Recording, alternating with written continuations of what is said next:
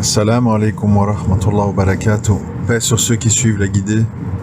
Paix et bénédiction sur le prophète sallallahu alayhi wa sallam, sur ses compagnons, ses amis, sa famille, ainsi que sur tous ceux qui le suivront de bonne foi jusqu'au jour du jugement.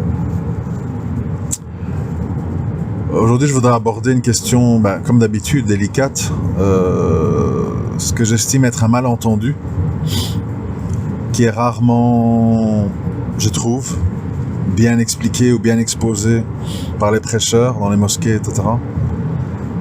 C'est le fameux respect des parents, respect des liens de sang, etc., etc. Alors, pourquoi je dis un malentendu? Parce que je constate un petit peu, à coup de témoignages et d'un petit peu d'observation autour de moi, que les parents en fait estiment que les enfants ils ont une dette envers eux. En disant, écoute, nous on s'est occupé de toi bébé, on a changé tes couches, t'as soigné, on t'a éduqué, etc. Tu as une dette envers nous, donc tu dois aimer tes parents, tu dois respecter tes parents, tu dois appeler tes parents, etc., etc. Bon, a priori, ça semble plus ou moins logique. Le problème, c'est que la réalité, c'est pas ça. La réalité, c'est qu'en fait, vous devez tout à vos enfants et de prime abord, ils ne vous doivent pas grand-chose. Donc si vous voulez, je renverse un peu la tendance qui se réinverse par la suite. Alors au début, il faut quand même expliquer les choses correctement. Au début, il y a deux adultes qui prennent la décision, lors de leurs ébats amoureux, d'avoir un enfant, ou de tenter d'avoir un enfant. L'enfant, il n'a rien demandé. Il est là, les parents l'ont voulu. Alors il y a la naissance, certes, la mère accouche dans la douleur, c'est une épreuve, l'accouchement, et la période qui va avant, les 9 mois qu'elle a porté l'enfant, etc. Donc on va dire, j'ai envie de dire oui, si au début un enfant il a une dette envers quelqu'un, ce serait plutôt sa mère que son père. Parlons franchement. Alors, mais l'enfant, c'est un enfant. D'abord, c'est un bébé et puis c'est un enfant. Ça veut dire qu'il n'a pas la raison et il n'a pas conscience des efforts que vous avez fait pour lui. Les couches, l'accouchement, il n'a pas conscience. Donc comme il n'a pas conscience, c'est illusoire et utopique d'attendre d'un jeune enfant de la reconnaissance, qui prennent de vos nouvelles, qui se préoccupent pour vous, etc., etc. Si c'est le cas, tant mieux, mais c'est un peu illusoire d'attendre ça vu les circonstances. Donc déjà, il faudrait se remettre les idées en place. Un enfant, c'est un enfant. De plus, l'enfant, dans ses premiers temps, après l'accouchement, il a une relation très fusionnelle avec la mère. Allaitement, chaleur humaine, voix de la mère. Donc il y a une forte imprégnation de tout ce qui le ramène à la mère. D'où, évidemment, l'attachement des enfants pour la maman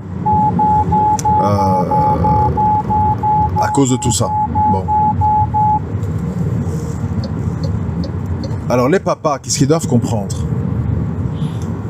C'est que si ils donnent pas de l'attention à l'enfant, ils donnent pas de l'amour à l'enfant, ils donnent pas de l'encadrement aux enfants, ils donnent pas du temps aux enfants, ils n'écoutent pas leur chagrin, leur joie, ils ne participent pas à leurs activités auxquelles ils vous appellent. Papa, tu peux venir jouer avec moi à tel jeu, papa, tu peux dessiner avec moi, etc.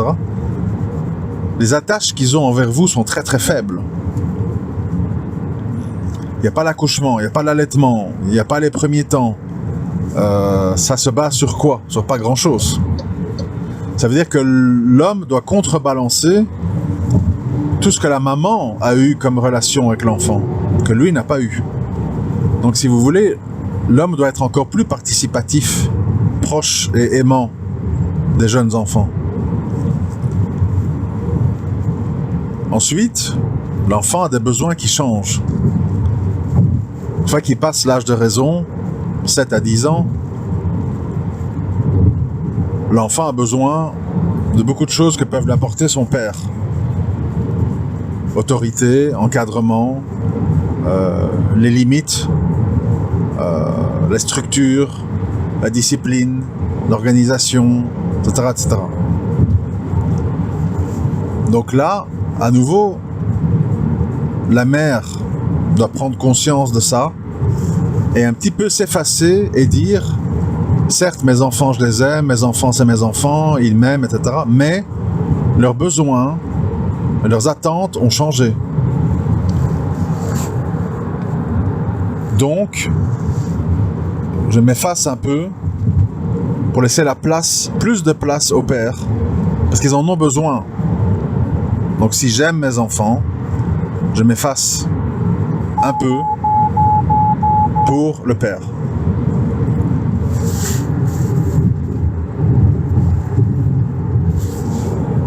Et après, une fois qu'on arrive à l'adolescence, c'est tout un équilibre. C'est-à-dire que la mère est le référent de l'enfance, c'est la sécurité, c'est là où on va chercher réconfort, apaisement, écoute, etc., etc. Le père, c'est le modèle, quelque part la représentation masculine pour la fille. C'est à travers son père qu'elle va se représenter. C'est quoi un homme? C'est quoi un homme bien? C'est quel genre d'homme que je dois chercher? Etc. Donc ça, évidemment, c'est le cadre idéal. Père et mère présents. Chacun occupe son rôle. Chacun occupe sa place en fonction du moment et de l'âge de l'enfant. Et l'enfant, donc, est dans un cadre et un socle de départ idéal. Après, évidemment, nous sommes face à des situations qui ne sont pas idéales. Des parents séparés, des mères dénaturées, des pères absents, des pères trop autoritaires, des parents en attente de reconnaissance d'enfants qui sont parfois trop jeunes, trop dans leur monde, trop égoïstes parce que jeunes. Et donc, il y a des malentendus qui s'installent. Les parents ne doivent jamais oublier qu'ils sont un modèle pour les enfants. Ça veut dire, si vous êtes doux et pardonneur entre mari et femme, ils vont apprendre, car ils vont voir des modèles de douceur et de pardon. Si vous êtes aimant, tendre, charnel entre vous, l'enfant va apprendre qu'entre un homme et une femme, il y a de la douceur, de la tendresse, des étreintes physiques, des baisers, etc. Si vous montrez que vous vous préoccupez d'eux, que vous prenez de leurs nouvelles, etc., l'enfant va intégrer l'idée que quand quelqu'un nous est proche ou quand on aime quelqu'un, il faut prendre de ses nouvelles, il faut se préoccuper de lui, et ainsi de suite. Mais là où ça ne va pas du tout, c'est quand je vois et j'entends des pères absents, même toujours mariés à leur mère, mais absents. Ils sont pas là, ils bossent, ils sont avec leurs potes, ils vont au bled, etc. Et puis qui disent, ben mes enfants, ils doivent m'aimer et me respecter, hein. Je suis le père, hein. Ah, mais enfin, on est fou, qu'est-ce qui se passe ici? L'enfant n'a aucun référent. Tout ce qu'il sait, c'est que le grand chef va arriver et qu'il faut faire semblant de plein de choses pour pas qu'il se fâche. Le général va arriver, voilà, vous êtes le général. Bon. Ben, un général, on lui obéit jusqu'à un certain âge, mais on l'aime pas spécialement, on le respecte pas spécialement, on lui obéit, parce que c'est la hiérarchie, c'est mon chef. Et le chef, si on n'obéit pas, il crie et il fait des punitions. Mais quand un enfant a ce rapport-là à son père, comment se fait-il que les pères s'attendent à amour, tendresse, respect, préoccupation? C'est quand même, c'est de nouveau complètement utopique. Les mamans, parfois séparées des pères, comment elles peuvent s'attendre à ce que leurs enfants acceptent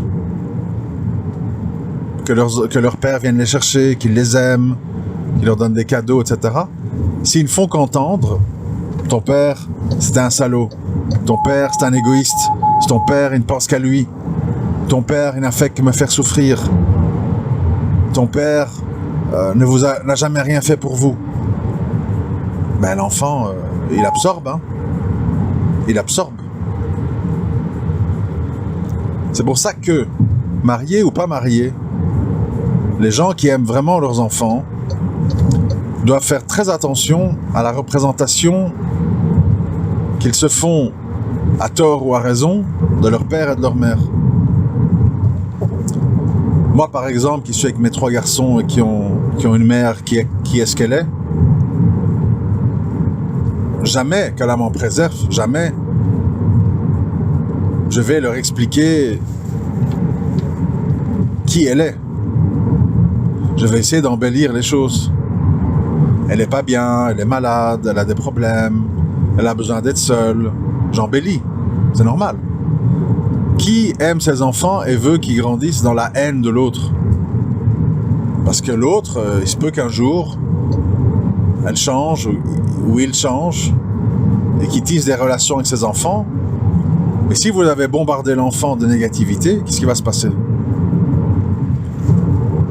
L'enfant n'est pas là pour absorber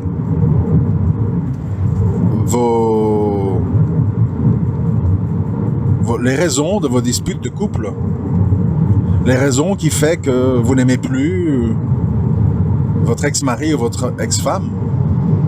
Les enfants ne sont pas là du tout pour entendre ça. Les enfants ont besoin de structure. Et même dans un monde déstructuré, il faut que mentalement il soit structuré. Voilà, papa habite telle ville, il nous appelle tous les soirs, il nous voit dès qu'il a le temps, il pense à nous, il nous aime, on vit avec maman parce que papa est occupé, mais on a un papa, il habite là, il nous aime et on le voit de temps en temps. C'est une structure mentale, malgré que la situation est déstructurante. Alors les problèmes deviennent ingérables quand le père ou la mère s'auto-sabote sa relation. C'est-à-dire un père qui appelle ses enfants et qui dit « Bon, alors, vous avez gardé un cadeau de la fête des pères pour moi et pourquoi vous ne m'avez pas téléphoné j'aurais pu être mort, hein, qu'est-ce qui serait passé alors? Vous ne prenez pas des nouvelles de votre père? Vous n'aimez pas votre père ?» C'est une attitude évidemment d'auto-sabotage terrible parce que les enfants sont déjà confrontés à une mère délaissée qui se débrouille seule, à tort ou à raison. Là n'est pas le débat. Ils ont un père absent et quand il se manifeste, c'est pour faire des remarques et pour se montrer cassant. Là, malheureusement, l'enfant va se détacher et va finir par chercher un père de substitution qui sera un prof, un voisin, un ami de la famille, n'importe. Et vous deviendrez, d'un point de vue chromosomique,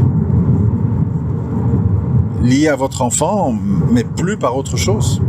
Et le responsable ne sera que vous-même. Parce que justement, quand on n'est pas avec son enfant, quand on est loin, qu'on ne le voit pas souvent, il faut encore plus être dans l'amour, la tendresse, l'écoute, la compassion, la patience, encore plus, pour contrebalancer. Si pour le peu qu'il vous entend, c'est pour entendre des choses négatives, vous êtes dans l'auto-sabotage. Moi j'ai connu ça un petit peu, on va dire avec ma mère. Donc moi j'étais à la gare de mon père et j'avais de temps en temps ma mère au téléphone et je la voyais de temps en temps en vacances. Et en fait, ma mère n'avait pas la capacité de fournir, on va dire, ce qu'un enfant attend d'une mère. Elle était dans un rôle de directrice d'école. N'oublie pas de laver tes dents, apprends l'anglais, mange des pommes, mange pas trop de pain, surtout ne te marie pas, hein, surtout pas, hein. C'est des ennuis, tu vas perdre ta liberté, des trucs comme ça en fait, de ce que je me rappelle quoi. Puis à la fin, un petit mot. Bon, heureusement, mieux que rien. Hein. Un petit mot un peu. Allez, je te laisse. Hein, je pense à toi. Hein. Je t'embrasse sur tes petits yeux. Bon, quand même, heureusement. Mais c'est ça qui est terrible en fait. C'est quand un père ou une mère est dans l'autosabotage, c'est-à-dire non seulement précipite son enfant, à tort ou à raison, je répète, dans une situation déstructurante, mais en plus, pour le peu de rapport qu'il ou elle a avec son enfant, ne lui fournit pas le minimum pour maintenir ce lien de père ou de mère. Parce qu'un enfant, à un moment donné, il se contente. Hein. Il se contente de ce qu'on lui offre. C'est-à-dire, il se dit, si ma vie, si mon destin, c'est que je vois mon père un mois par an, ben ce mois-là, pour moi, c'est le mois de l'année.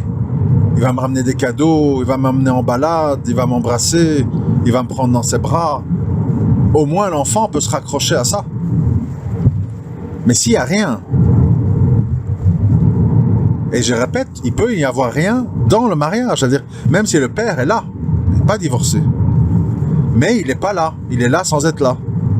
Ses enfants ne l'intéressent pas, il ne joue pas avec eux, il ne les prend pas dans ses bras, il ne les embrasse pas, il est tout le temps occupé à courir à gauche, à droite, il voyage. Ben, finalement, c'est peut-être encore pire. Parce qu'il n'y a même pas de moment privilégié au téléphone ou lors des vacances. Et donc, j'ai envie de dire, cette histoire est un malentendu parce que, bon, certes, les parents, mais des parents qui ont rempli leur rôle. Des parents qui ont rempli le rôle d'une façon ou d'une autre. Après, il y a des parents qui n'ont pas le choix. Je comprends. Je ne parle pas d'eux. Des gens en prison. Bon, il y a les téléphones, tout de même. Ils sont en prison, ou des gens à l'hôpital, malades, ou des enfants orphelins. Les parents sont morts. Bon, ça c'est autre chose. Là, à ce moment-là, il y a des transferts qui se font. La tante devient la mère, l'oncle devient le père. Bon, ça c'est encore un autre schéma.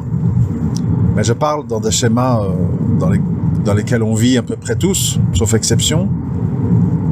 Il faut à un moment donné se remettre les idées en place. Votre enfant n'est pas obligé de vous aimer et de vous respecter. Il le fera peut-être s'il est bien, gentil. S'il y a matière à respecter et s'il y a matière à maintenir une idée d'un lien père-mère. Sinon, vous êtes plutôt une source toxique pour eux, dont ils vont vouloir s'éloigner, faire leur vie loin, partir loin, vite. Pas parce qu'ils vous aiment pas, parce que vous leur avez pas fourni ce qu'ils avaient besoin. Et ils ne voient plus en vous un père ou une mère, ils voient en vous une source d'autorité nocive qui exige mais qui donne pas. Donc pour ceux qui ne sont pas encore parents ou ceux qui sont parents d'un bébé, j'en connais certains d'entre vous, pensez à tout ça. Mes enfants n'ont pas de dette envers moi. Moi, j'ai une amana que je dois éduquer, que je dois protéger, moi.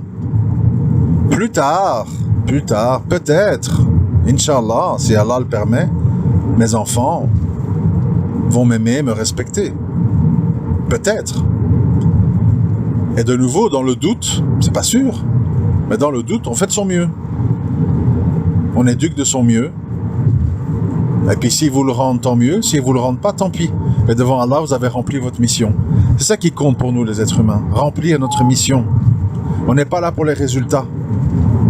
Allah, il nous demande d'être juste avec nos femmes, de subvenir à leurs besoins. Il ne nous demande pas d'attendre des je t'aime, merci, qu'est-ce que je deviendrais sans toi. Ça, c'est des bonus. C'est pas obligé. C'est pas obligé.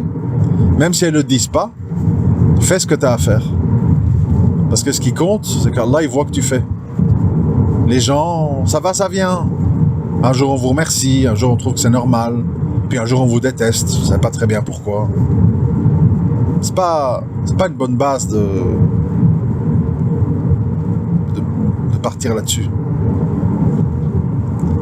Donc voilà, je trouve que c'est quand même important de réfléchir à ça. que vous soyez les enfants de de parents comme ça, que vous soyez des futurs parents, que vous êtes déjà parents de petits-enfants, méditez sur cet audio. C'est quand même le fruit de quelqu'un qui a eu 8 enfants, qui a eu un vécu, et qui essaye de joindre ses expériences, ses observations et sa religion pour vous aider à être de meilleurs parents ou de meilleurs enfants. Assalamu alaikum wa rahmatullahi wa barakatuh.